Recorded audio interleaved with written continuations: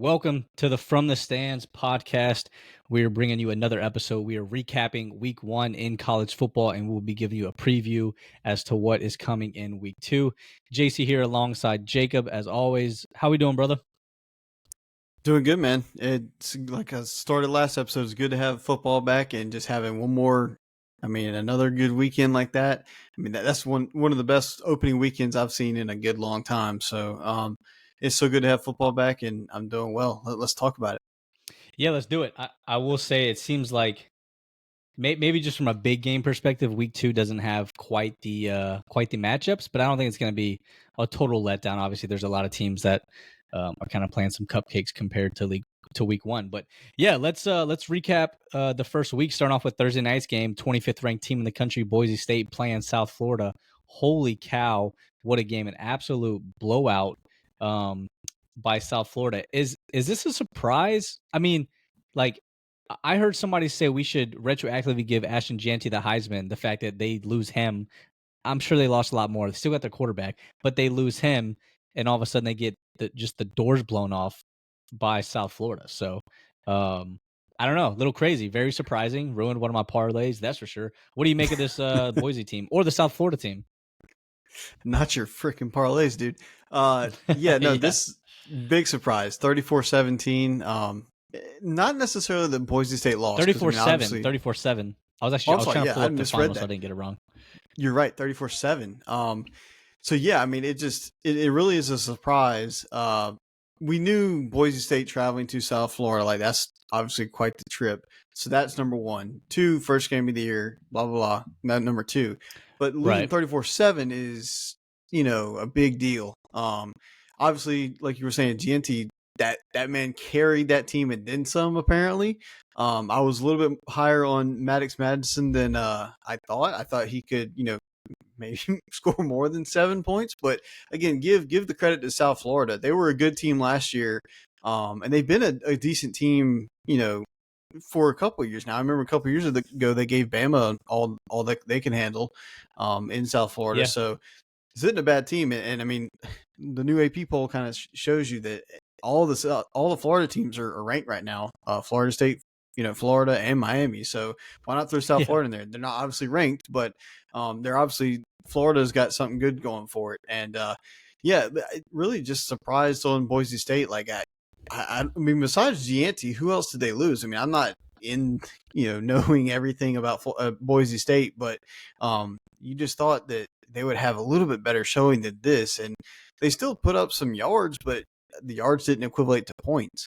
So it really is just kind of sad to see Boise State. I don't want to say they're done for the year. They don't have a shot, but South Florida takes that role as like the number 1 option kind of right now to make the playoff as that group of 5.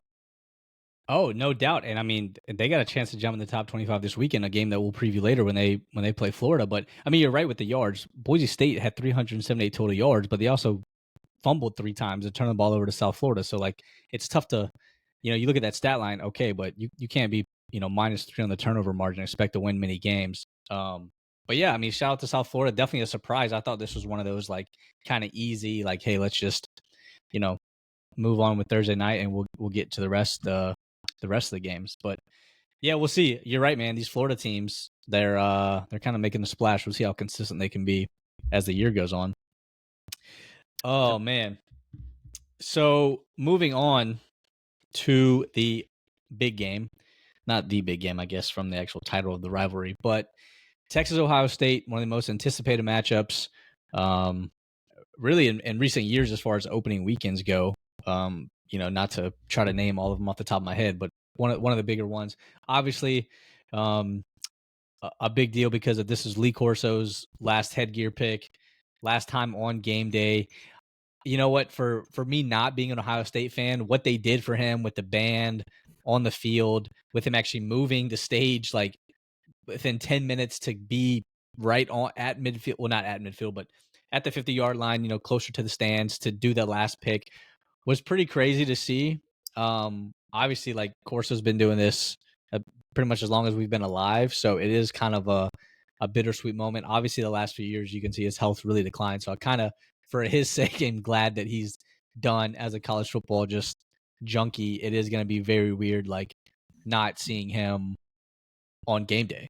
So, yeah, man, I'd like to get your thoughts on old Lee Corso before we actually move into the game itself. Yeah, I'm glad you brought that up because he definitely deserves his moment here. Kind of a little send off. It was awesome what Ohio State did for him. Like I said, having the band on the field and putting him right smack dab on the 50-yard line to make that final pick. And how special was it for him to basically make every single pick right? He even picked Florida State, and he had Ohio State winning. Like he picked, I think he picked like 6-7 games, and he got every single one of them right. That's just special, and it was really good to see him to have that moment and to just be around, college football one last time. No doubt. And not only did all the teams that he picked won, every team that he coached or played for also won. So like, Yes, the football gods were just writing the script on that one. So hard to believe. All right, let's get into the game itself. If you're a Texas fan, and if I told you before the game started, you guys are gonna go into the horseshoe, you guys are gonna hold Ohio State to 14 points. You taking that deal? Oh yeah. Yeah, even though they have unproven freshmen starting and everything, like quarterback and running back and stuff, like, yeah, you take that in a heartbeat. Right, especially when Ohio State goes 126 yards passing, only 77 yards on the ground. Jeremiah Smith, I think, dropped 3 balls last year. He dropped 2 in like a 2-minute period. You're like, what is going on? Ohio State pulls it out 14-7. Obviously, the talks about Arch Manning. He didn't look good early. Fourth quarter kind of has a resurgence, starts dropping dimes. Julian Sand was kind of steady the whole game, like didn't make any mistakes, anything like that. Obviously, the other side of the conversation is Matt Patricia being the defensive coordinator, right? Defensive coordinator in the NFL for a long time on the Patriots. Obviously, NFL head coach for the Lions didn't go so well, but like with his experience with the team he's got on defense, especially Caleb Downs, I mean, pretty impressive performance. Also ruined one of my parlays. Kind of, I mean, took the one away. It would have got ruined anyway later on in the day, but yeah, so to be honestly surprised, if you looked at everything else, all the rankings were coming out about how many ESPN 300 recruits are on each team. Texas had like 60, which was still way more than Ohio State. Ohio State's still loaded. You look at Texas with Ryan Wingo, obviously the Arch Manning hype, the best odds to win the Heisman coming into the 2025 season. So just a letdown as far as that goes. Honestly, it felt like kind of a boring game. I thought it was going to be high scoring. I forgot what the over-under was, but they certainly were nowhere close to it. What do you take away about this? I think people need to halt the brakes on the Arch talk. I think he'll be fine. It's his first start on the road. He definitely had to be nervous. A couple of those rollouts, he threw the ball in the dirt, just things you can't do. But again, that fourth quarter, he drops that pass on the sideline over the corner, in between the safety, what a pass that was. And then obviously the touchdown pass was a great throw. You got to have more than 2 throws to win the game. And I think he kind of alluded to that in the press conference. But I guess what surprised you the most about this game, or were you surprised kind of at the outcome? Yes and no. That's kind of a cop-out answer, but I mean, you don't think about this going into week 1, but I mean, we just hype, we just think what we know was going to happen, and we just expect it to happen. Like preseason, Texas #1, Arch Manning, probably the best quarterback in the country, blah, blah, blah. And we expect it to happen. And when it doesn't, we're like, oh, what the heck happened? Well, this is still week 1. And that atmosphere, like we were just talking about for Lee Corso, that atmosphere was almost like a Super Bowl. I remember texting y'all boys right as the game started. I was like, okay, well, good luck to a freshman Julian Sand now have to go out there and perform after Corso and all that. Like, good luck with that. This is like a Super Bowl. And so 7-14, like, yeah, tough act to follow, and for Arch Manning as well. So, I kind of had the takeaway from this game. Yeah, it wasn't pretty. It was a defensive struggle, 7-0 at halftime, and there wasn't a whole lot of flashes and scoring. It wasn't like a super appealing game to watch unless you love a defensive struggle.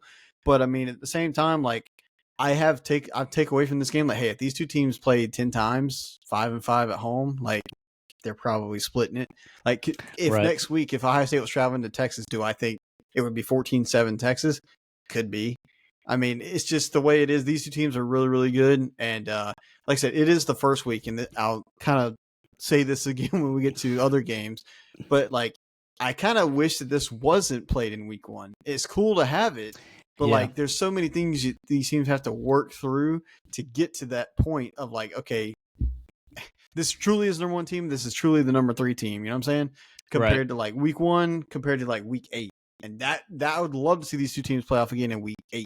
That'd be a whole different game and a whole different vibe. So Yeah, you're right. I mean, and look, the 12-team playoff, there's a chance these two do play again, which like I know something that we yes, kind of agree on. Like it's hard to beat a team twice in a year. So like if you're Texas, maybe looking down the road, obviously you never know what matchups you're gonna get, and you still got to play the games. But if it gets down and these guys are playing in the the semifinals, or even the title game, like if I'm Texas, I'm like, hey, maybe the odds are kind of in our favor that maybe we go out and get the win this time. But again, a lot's got to happen. It's a long yes, season, and there's a lot of big games coming up. But yeah, I think Arch will be fine. And Ryan Day too. To your point about saying they asked him like, what do you want out of your young quarterback today? He just said, I just want to get a win. Like he just needs to see it, like just get the win, right? Like who cares about the stats? I mean, obviously like take care of the football, but let's just get a win in this crazy environment. Like, uh, you know, yeah, that's probably one of the bigger environments to start off a season. I think just in general, and then you add Corso on top of it, and like I think everyone kind of wanted to like. I didn't even think about like, man, it'd be so cool to be there for Corso's thing. Like, I'm sure so many people went just to say like 20 years from now, like I was in the stadium when he did it, like, which is kind yeah, of cool. So, and it's fitting. It started with Ohio State, right? With and then it kind of ended. So, um, for sure. I'd say a little fitting on that end. Oh yeah, All right, man. Moving on. I know this is going to be a tough one to talk about. Another huge game. This kind of another reason why this is one of the bigger weekends. Um, obviously including Sunday, but just for Saturday night, LSU going into Death Valley in Clemson, a night game. I mean, what an atmosphere it was. I saw a different angle video where right before the opening kickoff, they're showing like LSU's player I who's all know the video jacked you're up, talking and about. you Yep, just hear the crowd coming. I was like, dude, this is it's it an was all-time rocking for video. sure. Yeah, Yeah, it was pretty sweet. But 17-10 LSU gets the win. And I'll have some back and forth with you, but just like a couple quick takeaways. The run game didn't go anywhere, which I think is going to be tough going forward. If you guys can't get the running game going, like Klubnik's going to start forcing his hand and stuff. And I don't, obviously that's not really a recipe for success going forward. Again, it is week 1. Like anytime, a lot of the coaches say they don't like week 1 games because this is the only like really sport it seems like that doesn't get an actual preseason game. So like whether you're playing, a cupcake FCS team or whether you're opening up with this, it's like it's very tough because like you still got to go and put it all together. Obviously, the biggest thing around Clemson was they have a lot of guys returning, which is true, but although that's a benefit, like those guys still got to step up and make plays, right? And that's the thing.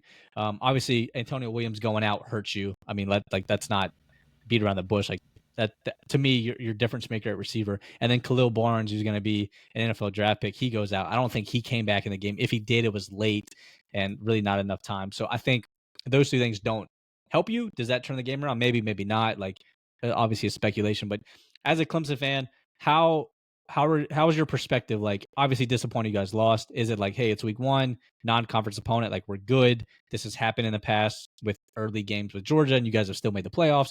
Or is it like, hey man, if we can't get this run game going, if Adam Randall isn't the guy, like, oh shoot, we're in trouble. Like, I don't want to ask about panic mode thing. I feel like there can be two extremes here. You're pretty level headed, so I think I know where you're going with it. But just curiosity as a Clemson fan, obviously pretty fresh off the loss.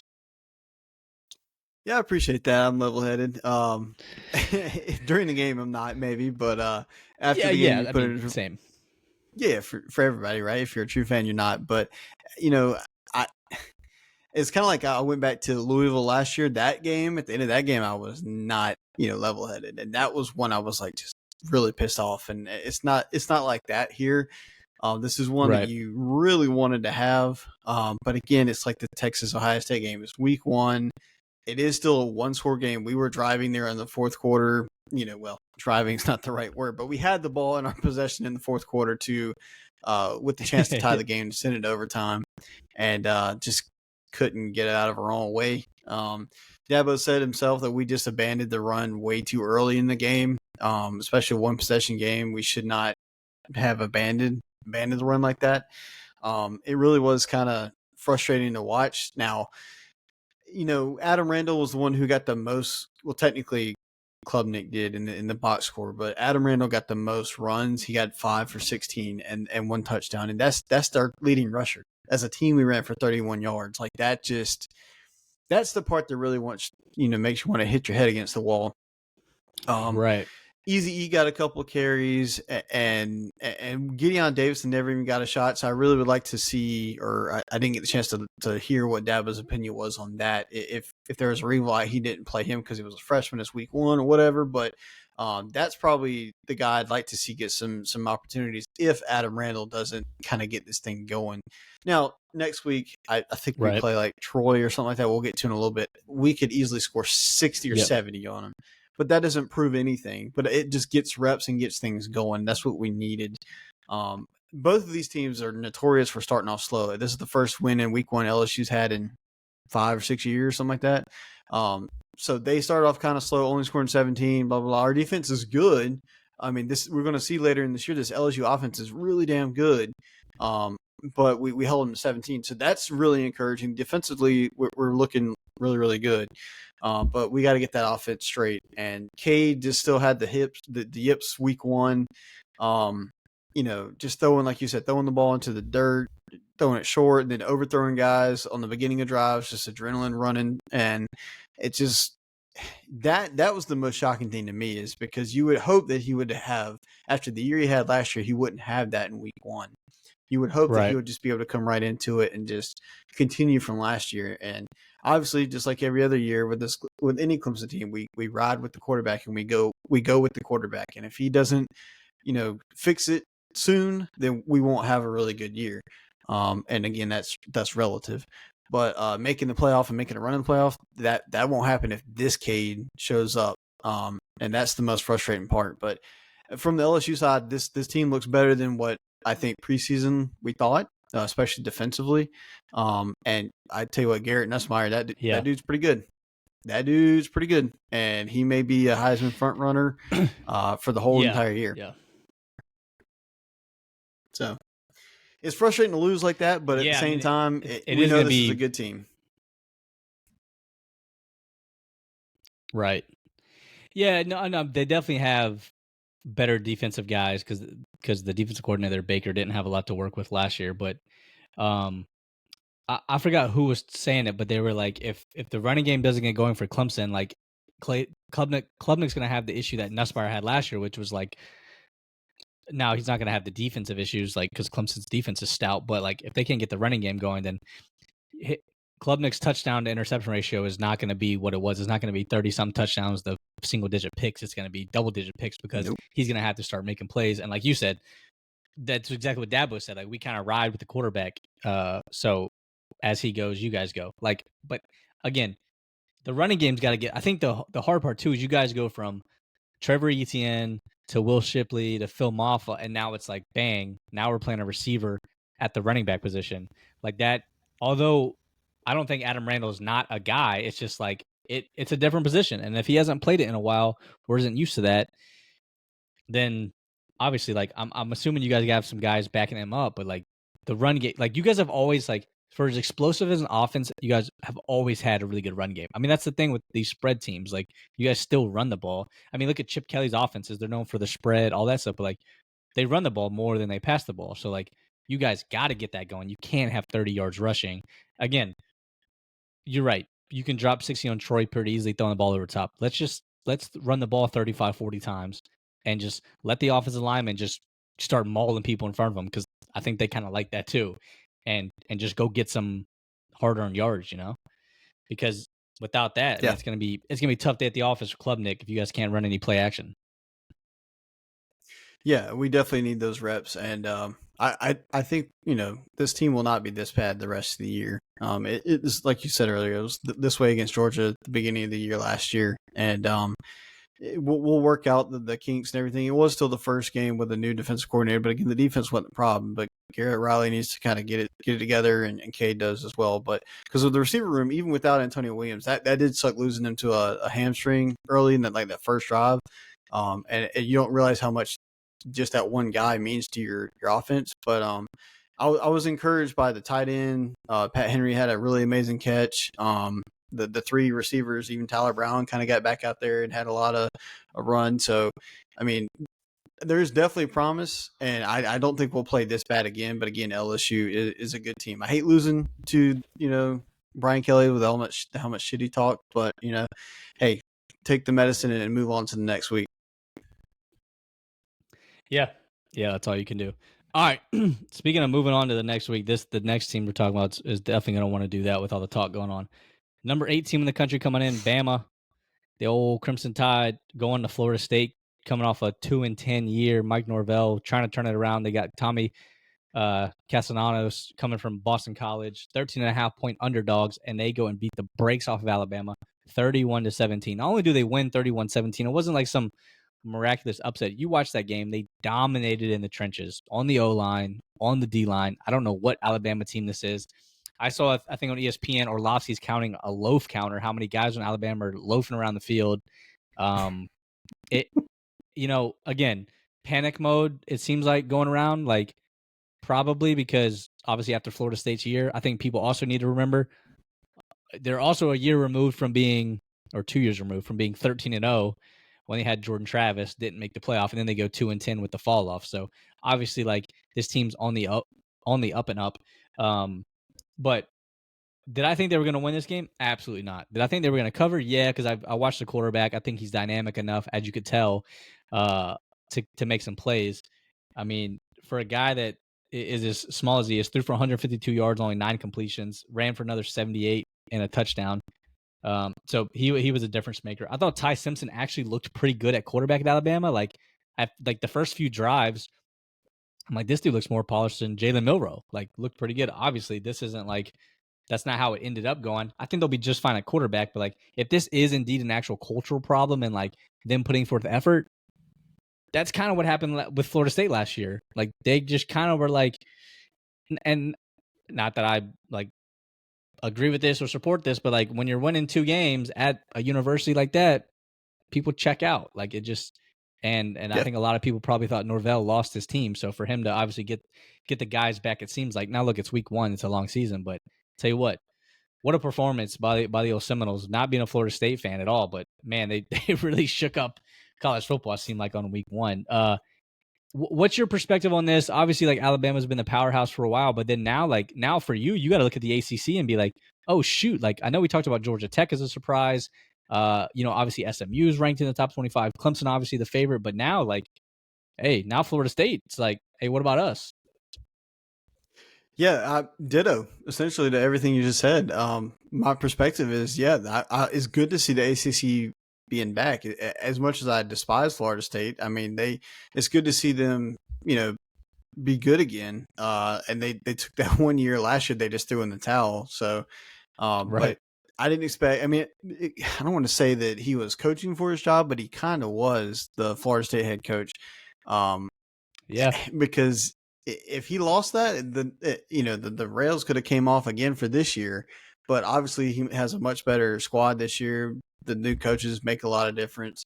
But I mean, they also, like you said, they kind of bullied Alabama. They ran for 200 plus yards, and Bama ran for 80 something. Like, that's, Nick Saban is not happy. It's really kind of sad to watch, honestly. But hey, you know what? I hate Bama too, so I'm happy either way, I guess. But it's good for the ACC because, like you said, even Miami is ranked 5th now in the new AP poll. So it's good to see the ACC getting some love finally, because everybody's SEC and Big Ten now. Good to see the ACC up there. But yeah, Tommy Castellanos talked his shit and then he walked the walk too. So good for him. I don't know how much they can repeat this, because Bama, I don't think Bama will be this bad, but there was a lot of stuff that came out after the game. People were, since Bama lost, they were like looking at every little thing, and like there was players on the field warming up with their phones in their hands and like in the locker room making TikToks and shit like that. It's just like, of course, when you lose, everything's pointed out. And so there's a lot that Bama has going on right now with Kalen DeBoer and everything. So we'll see how this turns out. Well, they can't fire him because I think his buyout currently is like $75 million. Obviously, it goes That's what down I've year by heard. year, but Yep. right now they'd be paying a pretty penny. And then according to AJ McCarron on his podcast, the former Alabama quarterback, Alabama only has like 20 million in NIL, which is like pretty low collective compared to some of these other teams, which is kind of crazy. So people are Yep. joking the playing field gets evened out, and all of a sudden Bama's not what they were. Again, it's very early, panic mode, week one, like grain of salt. They might not lose another game. So, well, But if there is a team to panic, but it may be this one because the way they looked in the game. You know what I'm saying? Like right, Clemson yeah, lost, yes. that's what I'm Or saying. If it was Texas a lost, great yes, but they were game, competitive. Exactly. right? Yeah, yep, I agree. All right, moving on. Number 24 Tennessee taking on Syracuse. This was one of the other Aflac kickoff games, or the first Aflac kickoff game in Atlanta. I tell you what, Tennessee got the better of this little like called trade, if you will, between Joey Aguilar uh, and Nico Maliava. Because if you looked at the Utah UCLA game, there was about 30,000 people, and this is at the Rose Bowl where UCLA plays their home games. They got absolutely demolished. I forgot what the final was there, but like 45-10 or 45-3. They got absolutely demolished. Joey Aguilar comes in, throws 3 touchdowns, and Tennessee beat Syracuse 45-26. Yeah, kind of surprising. I didn't know. I mean, this Aguilar kid's this is his third school, and he's like not played yet, like actually played any meaningful time. So, hey, good for him, and good for the Vols. Looks like they might have their guy, and I would assume less drama. Yeah, yeah. I mean, we'll have to see again if how repeatable that is, because Syracuse defense was not good last year, and they seem to be not good this year. But yeah, good Right. for Aguilar. I mean, like you said, 247 and 3 touchdowns. Like that's not nothing, you know. So good Yeah. for Tennessee, and maybe they'll still be pretty good this year. Yeah, no doubt. All right, let's move into the games that took place on Sunday. This is the other Aflac kickoff game. South Carolina taking on Virginia Tech. 24-11 was the final there, with South Carolina getting the win. A little bit of a fast start for South Carolina, and then it kind of just became slow and kind of honestly boring there in the middle parts, and then like the fourth quarter, everything kicked back off again. Not giving up a touchdown to I would think a pretty good ACC team, at least middle of the pack. I mean, a returning quarterback. They obviously have new coordinators. They got a bunch of new guys on their team, so like it's kind of hard to game plan when you don't really know who's playing or like what the coordinators are going to do, you know. But to not give up a touchdown, I think is big, especially because all the talks about our defense. The linebacker play is, I think, one of the things people were concerned about, along with the interior. But J.R. Johnson, the linebacker, was flying all over the field. He had a huge interception. Unfortunately, I don't know if he caught it in the end zone or he's kind of calling the one, but he took it out to about the 3-yard line, and then we get an ensuing safety, which was pretty poor decision making as well. But we can get into some more details once I give it to you, Jacob. But I think overall, for a week 1 win compared to last year where we beat Old Dominion like 23-19 and people were freaking out, like to get a double-digit win against an ACC opponent week 1, like I'm taking it. There's stuff we can improve on, but like, cool, we got to win, which is like, we've had some other ACC kickoff games in the past versus North Carolina. Drake May absolutely got demolished. So like, things do feel a little bit different when we have the depth to kind of wear teams down. We have a quarterback who, can't do everything on his own, but I tell you what, to get the ball back with 4 minutes left and to not give them the ball back, largely in part to a 3rd down and a 4th down conversion in which Lenore Sellers just kind of just threw guys off of him and tiptoed down the sideline a few times. Like, pretty impressive overall. I don't know if you were able to watch this whole game or kind of what was your takeaway in week 1 for South Carolina. Yeah, first of all, congrats on a week 1 win. I can't say that, so no matter what I say, you're probably good. You could throw that back at me, but hey, good win, 24-11. Virginia Tech is a decent ACC team. We'll have to see, what that becomes, because Kyron Drones only completed 15 passes, had 2 picks. Wasn't the most outstanding guy, but props to the defense. Like you were saying, they surprised me. I was talking shit about how much y'all lost and how you may have a really bad defense this year. And week 1, I can't continue to say that. So props for that. Like you said, Sellers started out that first drive, I was like, oh boy, here we go. Heisman run starts right now. Yeah, Literally the first yeah, drive looked absolutely insane. And then it kind of leveled out the rest of the game until that very end, yeah. which is kind of where, I kind of wanted to ask you this. And, I have to give you some criticism as a, whatever. But if you take out the punt return for a touchdown, which that's the first one y'all have had since, what was it, 2012?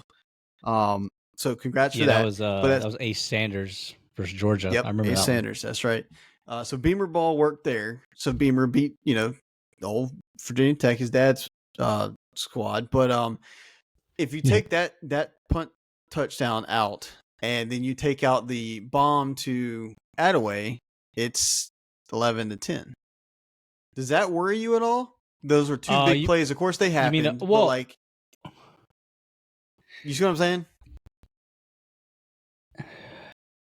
Yeah, I mean, I know what you're trying to say, and not to just be a dick and be like, well, they happened, so it's like you're not Well, taking I'm giving you away that they like happen, so you can't take I mean, that away. But I'm just saying, if you take those two but big plays away, right. But I mean, again, another touchdown happened that got taken away, which I think was a touchdown as well when Nick Harbor caught that ball in the corner, and they said he that bobbled it is at true. the end. Which, to be honest, I'm still not sure with that rule because my understanding too, as long as the ball like, and I don't think this rule differs in the NFL and college, but I remember Drew Brees doing this a lot where it was a quarterback sneak and he would just reach the ball over the pylon and like bring it back, or it would just get swatted out of his hand. And it's like, oh, it didn't matter. It crossed the plane. So like, so now you take 2 steps, crosses the plane, we fall, then the ball moves slightly, and then it's not a touchdown. So I don't know what the rule is because they had the same thing in y'all's game.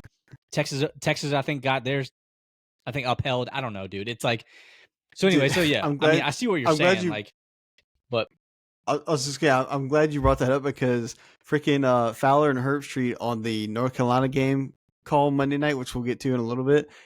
They said they dug at Clemson real quick because that same shit happened where they brought a touchdown back because the guy bobbled it at the very end as it hit the ground, and they were like, I don't know what a catch is anymore. Why don't you ask Clemson? And I was like, come on, why do you have to dig at Clemson like that from yeah. playoff game years ago? Well, yeah, that's true. Well, that was probably because it was hot. I think that was Ohio State, right? So Herbstreit's probably That's made a what little he was salty referencing, still. that Ohio State game. But yeah, I mean, I see what you're saying. Like, but honestly, to me, that was the biggest thing. The fact that like the defense kept stopping Virginia Tech, offense couldn't score, and then Vatek punts it. They get a procedure penalty or like illegal formation. So instead of taking a 5-yard penalty, Beamer was like, "No, let's re-kick it."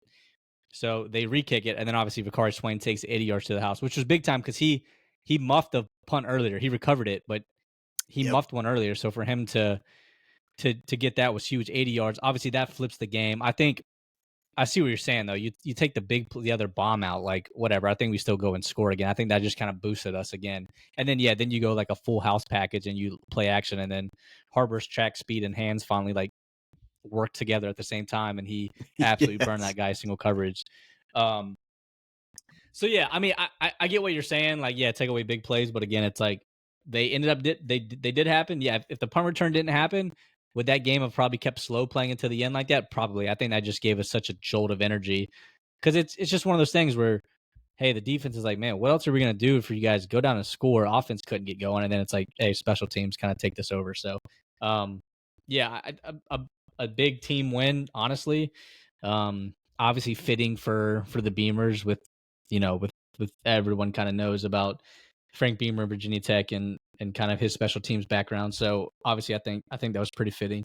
All in all, though, yeah, I mean, the biggest takeaway is defense. I thought looked good. Honestly, we played a lot of man coverage. Vatek actually they made some good plays on the outside, but I thought we manned up pretty well, which is something we don't do a lot. Normally play zone, and then obviously Lenore's can't take a safety in there. Like I get it, the blocking on that play wasn't great, but he can't just tuck it away either. Like you got to get rid of that. So Yeah. a couple bonehead plays that we need to clean up.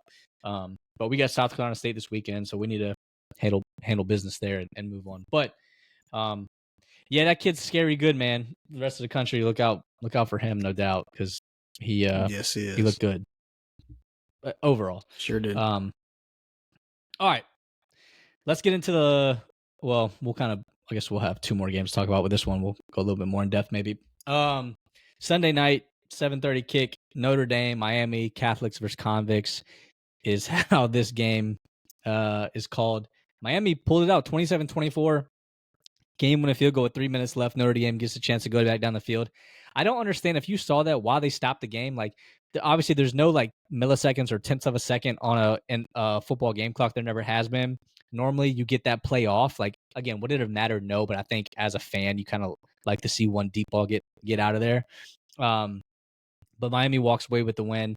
One of my buddies that was there at the game pretty much summed it up to like, a Carson Beck's pretty seasoned quarterback. Our guy, although good and made good plays, like just, a couple sacks there at the end you can't take. He did had a hell of a no look pass for a touchdown, which was pretty nasty. And obviously he had that big run to tie the game at the end. So I thought CJ Carr did look good for his first start with Notre Dame. He'll only get better. But yeah, Miami looked pretty good. I mean, I don't know what this means going forward. Like, Notre Dame didn't even really try to run the ball. Like, Jeremiah Love, I think, had like he had 10 carries, 33 yards. Price had 6 carries. Yeah. I mean, he needs more than 10 carries. I get it. The average isn't for great, sure. But like, the quarterback had more carries than him, and it's not like the quarterback's the runner, For sure. Yeah. I don't know what happened there, but Love's probably the best running back, like single running back, besides the Penn State guys in the country. So he definitely needs to be touching the ball 20, 30 times a game. But even through all of that, it was raining a lot the first half. It was kind of sloppy, whatever. Both teams played really well, especially for a week 1 game. And shout out to the Miami fans for showing up. I think it was a sold out, place this time. So I remember I talked shit about that in the first episode. But yeah, like good for, like you said, Carson Beck, seasoned quarterback, kind of carried this team to a win here. But yeah, this Miami team is the real deal. It would be interesting to see this game, we talked about Texas and Ohio State played this game 10 times and see what happens 5-5 at home, and they may split it. So we'll see, how the rest of the season goes for both of these teams. But like I said, there's a lot of expectations now from Miami. Let's see how they handle it. They're 5th in the AP poll, so we'll see what they can do with it. Yeah, no, you're right about that. I mean, they definitely made some jumps. All right, let's get into this game real quick. TCU at North Carolina. What a spectacle they created for this game. I'm assuming just because of Bill Belichick. I mean, they had Herb Street and Reese Davis on the call. Monday night game. The game day crew was there. Like, it was a whole thing. North Carolina goes down. And like all the celebs are there. Michael Jordan. I mean, all the guys. Julius Peppers, right? North Carolina goes down, scores a touchdown. Oh, they look very good. The light show's happening. People are going crazy. And then TCU just absolutely beats the brakes off of the Tar Heels. 48-14 was the final.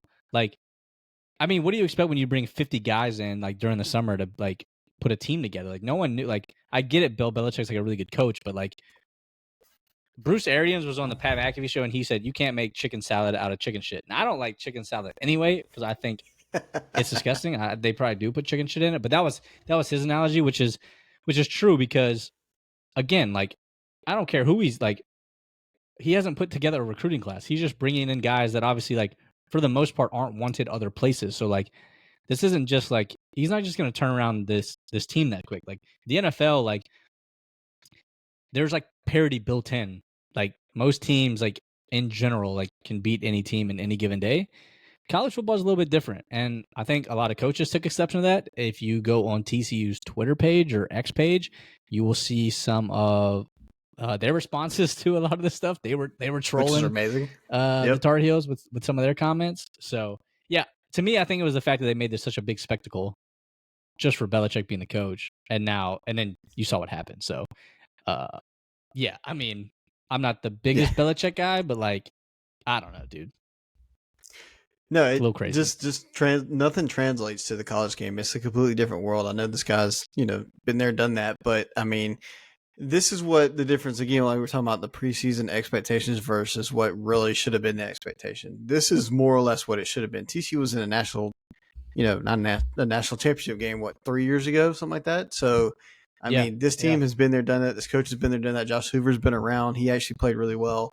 And just there's a whole lot of new. Like you said, it was 50. It's actually 70. I think it was 30 transfer guys and 40 new freshmen or something like that that came into North Carolina, along with the new coaching staff, new everything.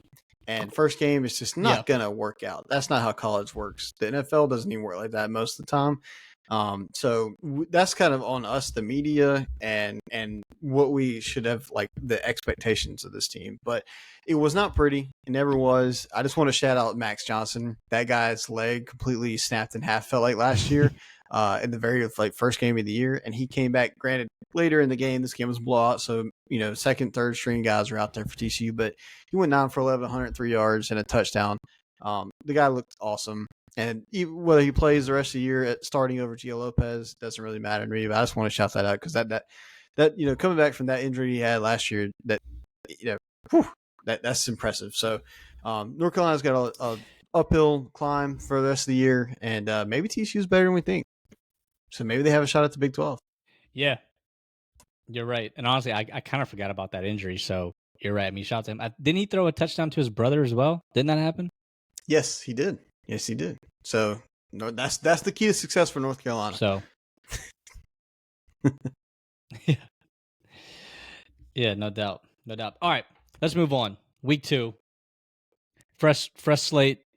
Well, hold on. Before we move on. Oh, go ahead. Oh, yes. We just want to tell it week 1. So I have to say, after our picks from last week, I'm not happy to say it, but I went 2-5. We picked 7 games, 7 of the 8 that we just talked about, and based on my picks, I went 2-5. Not happy about it. Not the way to start the year off, but I got to tell the people about it. I appreciate the honesty. I went 3-4, so only 1 game better. So not much. I'm striving for over 500, and it's early though. Week great. 1. It's week 1 for us too. We got to get back in the groove of things. We're not. There we go. We're not all. We're not in our prime yet either. So.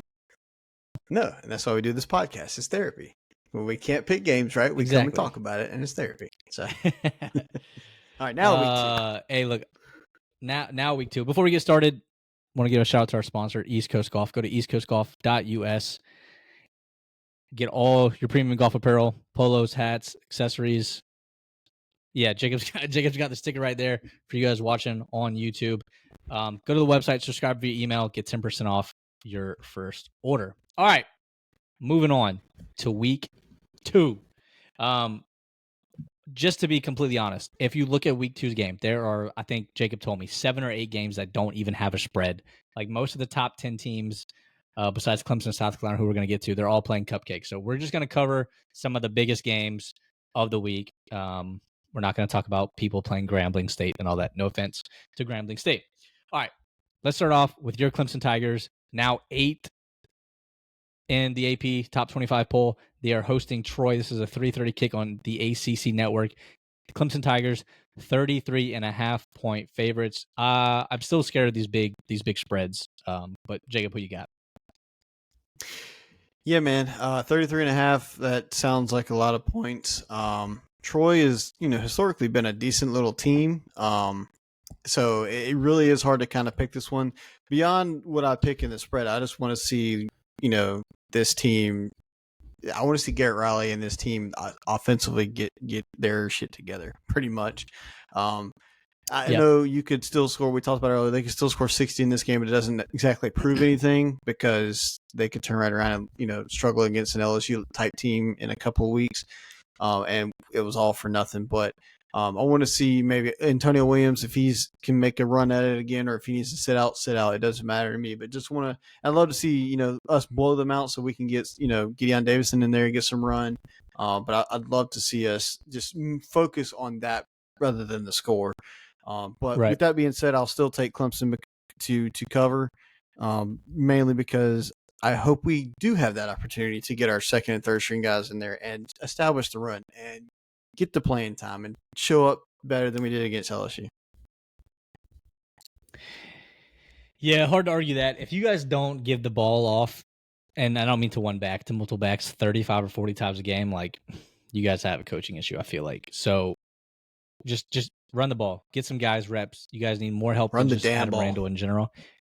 Run, exactly. hand it to Marshawn Lynch. Right. That's what everyone should have done. All right. I do want to say Troy is 1-0. They beat Nichols last week, 38-20. Their quarterback, Goose Crowder. Goose is his name. Threw 3 touchdowns. Oh, shit. Running back, Tay Meadows, 23 carries, 186 yards, and a tud. Your quarterback name's Goose. You don't lose by 33.5.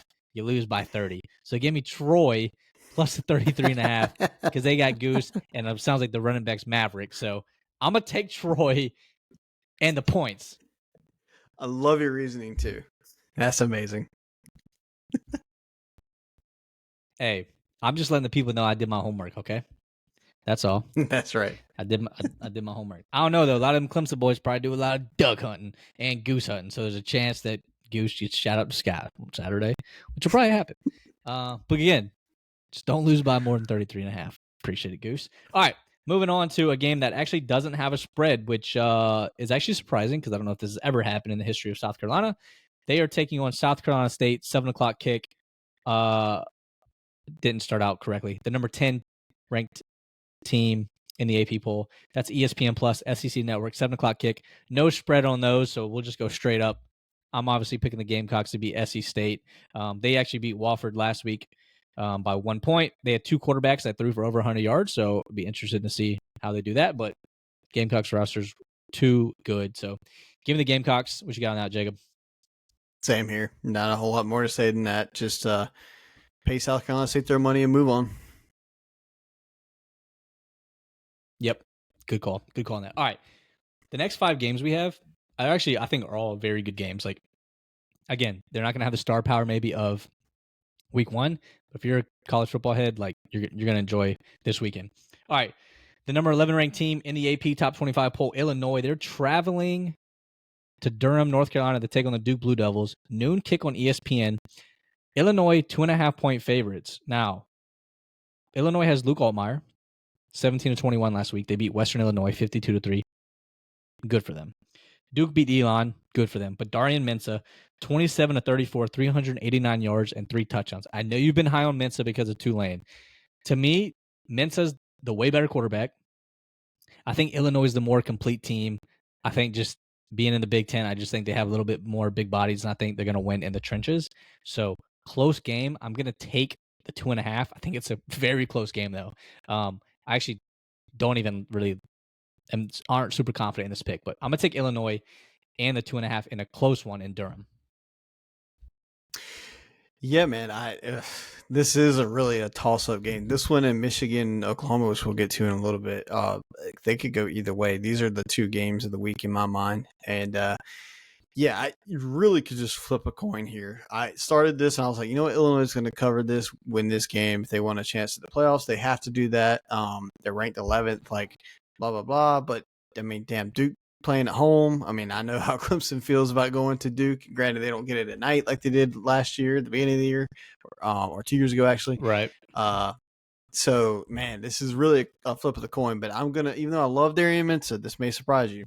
I think Luke Altmaier, that dude played really well week 1. I mean, they both did. But I really think he and that Illinois squad has been there, done that. This Duke team is still learning. So I'd say Illinois as a team will probably carry this team to at least a 1-score win. So I'll take Illinois minus 2.5. All right. I like it. All right. Moving on. The 13th ranked Florida Gators taking on the South Florida team we talked about. It's a 4:15 kick on the SEC Network. The Gators, though, 17.5-point favorites. It seems a little high given the fact that South Florida, again, is coming off a top 25 victory over the Boise State Broncos. Jacob, how do you feel this, I think, kind of a large spread? Yeah, this is a large spread, and it kind of bothers me because this is at the Swamp, isn't it? It is at the Swamp. It is at the Swamp. Okay. That worries me from South Florida's perspective. I think that, they had a really good outing against Boise State, but I think Boise State just is not the same team from last year, whereas this Florida team is trending up. And they are super unfortunate to find Florida with, what's his name, actually healthy right now. So I really think that Florida's going to cover this 17.5. So give me Florida. Yeah, I don't know how. I mean, look, Florida beat a high school team last week, Long Island, 55-0. The team didn't even. I think they had 86 total yards of offense. I mean, again, I saw their team photo. They look like a high school team, like numbers wise and size compared to the Florida Gators. But DJ Lagway played. They played another quarterback as well. Like I know people keep talking about Lagway, but it's hard for me not to think about Anthony Richardson. Now Lagway played way more in high school, I believe, than Anthony Richardson did. He barely played in high school, only started like one season in college, and then we know what's happening in the NFL.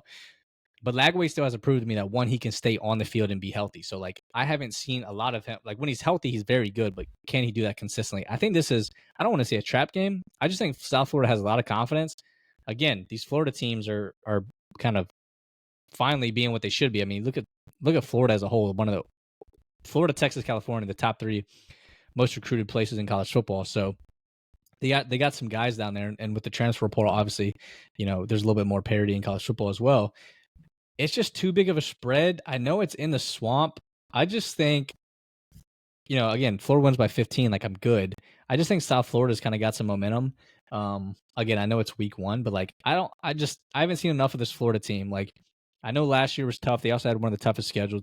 They always have a tough schedule, but prove to me that you guys are a solid team, and Long Island just isn't going to do it for me. So I'm actually going to take South Florida and the point 17.5. Just prove it to me, Florida. That's all I'm asking. And then that's all I got. I got nothing against you. Just prove it to me, and we'll move on to the next week. But hopefully South Florida can prove me right. So help my standings. Same here. I need that to help my standings. Yeah, little flip flop action there. All right. College game day will be in Norman, Oklahoma. 7:30 kick, ABC. Michigan taking on the Oklahoma Sooners. I don't know the last time these guys have played. This seems like a pretty odd matchup. Wait, they might have played them last year, actually. Anyways, it's not a very common thing with Oklahoma obviously being in the Big 12, now the SEC. Bryce Underwood, from a little bit of the highlights that I saw Saturday, buddy can sling it. Now, they played New Mexico and won by 17, so cool. But he had 251 yards, had a touchdown. As a team, they ran for 200 yards. The thing that I did like about Michigan, 8 different people caught passes. So the fact that he's spreading it around is good. He's not focusing on one receiver. I think that's a benefit. Oklahoma's coming off a win over Illinois State. They only gave up 34 passing yards. Pretty impressive. And Mateer went 30 of 37, 392 yards, and 3 touchdowns. Now, as a team, Oklahoma only ran for 100 yards. That's a little concerning. This Michigan team, again, national championship winners 2 years ago. All the stuff's behind them with the Connor Stallion stuff. It's at Oklahoma. It's only 2.5. So it's like, is Michigan really favored there? I like Michigan. I think the quarterback thing is interesting. I think Mateer has more experience. Bryce Underwood, true freshman. But Michigan, if you saw what they did last year, not being able to throw the ball, a lot of guys returning. I think there's a lot of pressure on on Brent Venables, not his son, on Brent Venables, nice. To kind of bring Oklahoma back to kind of what Lincoln Riley had. So I'm going to take Michigan and the 2.5. Give me the old Wolverines to get back on track and make a splash in the Big Ten. Interesting. I'm going to go with the experience here. Michigan still has relatively a new coach. I know he was there for Harbaugh and everything. But they have a relatively new coach, and like I said, Bryce Underwood, this is his true first away game in college. I know Norman's going to be absolutely bopping. And John Mateer, I think it's going to be hard to stop him. He's got a very quick release, gets the ball out, and I think that even with Michigan's defensive line being pretty good and stuff, they'll be able to get to him with his quick release and getting it out. And they're going to probably throw the ball 45 times against this Michigan defense, maybe tire them out. I'm going to take Oklahoma to cover the 2.5 at home.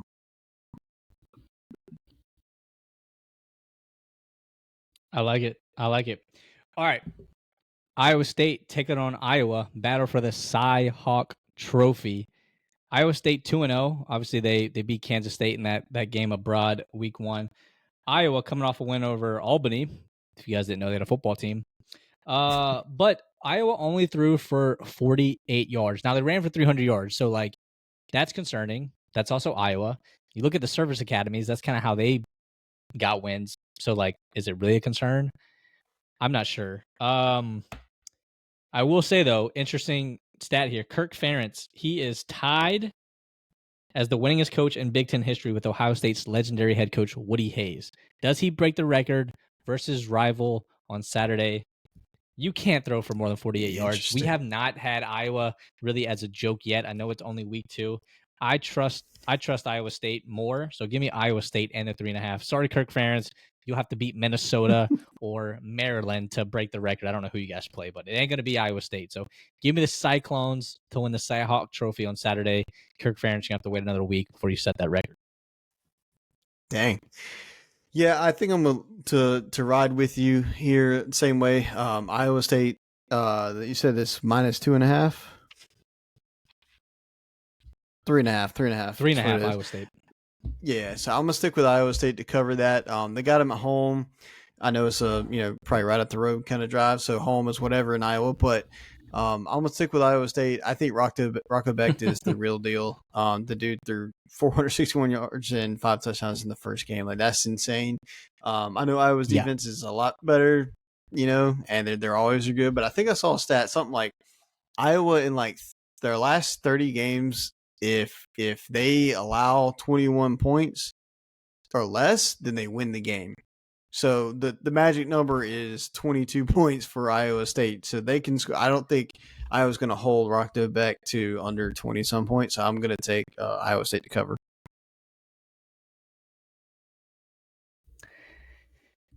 Yeah, that's a good point. We kind of played ourselves with ending on this last game. Because if anyone listened to our other episodes, we know how much shit we give to the team that's playing on the CW network. The 17th ranked SMU Mustangs taking on Baylor at home. This is a noon kick on Saturday on the CW network, which is crazy. We shouldn't have ended like this. SMU versus Baylor. Baylor coming off a 38-24 loss to Auburn. SMU coming over a win over, again, I don't know if this is a real school, Bishop Sycamore. East Texas A&M 42-13. They got the win. Jacob, who do you have in this game? SMU is favored by, I believe, holy cow, I didn't even say it, 2.5. 2.5, yeah. Yeah, I mean, Baylor put on a good showing against Auburn. They still lost because Jackson Arnold decided to run the ball for 100 some yards. When did that come about? But Baylor is still a good team. That was crazy. That was crazy. I'm still really impressed with this quarterback Robertson. The dude put up a lot of stats in that game as well and still lost somehow. So this probably will be a shootout. Whatever the over under is, go over. But I'm going to lean with a little bit more experience with SMU. Probably I'm going to be wrong with this, but it's just a gut feeling. I'm going to stick with SMU to cover at home. But Baylor though is. They finished the year last year really good, and like so they had a decent game offensively against Auburn last week. So, but I don't know if I can trust that defense. If you give up that much to Jackson Arnold in week 1, 38 points, like that's not good. So I think Kevin Jennings and the boys can score in the 40s here as well. So I'm going to take SMU to cover the 2.5. Yeah, I like that pick. I mean, I didn't actually watch this game on TV, but looking at the stats, like you said, Sully Robinson threw for over 400 yards, 3 touchdowns. This reminds me of like the Art Briles years when Baylor was really cooking with RG3 and all that.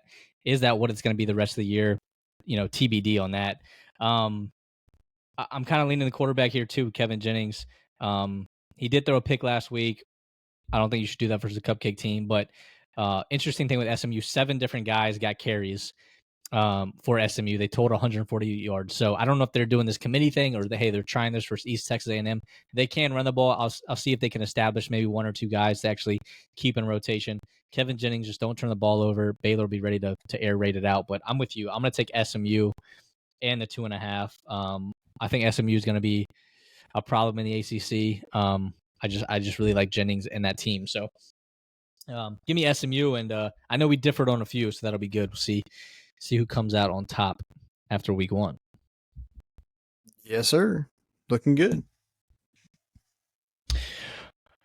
All right, man. Well, that wraps up, the best games of the weekend that we're going to cover in the AP Top 25. We'll be back to recap what happens this weekend and obviously preview the next week. But Jacob, enjoyed it, and I'll see you on the next one. Yes, sir. See y'all.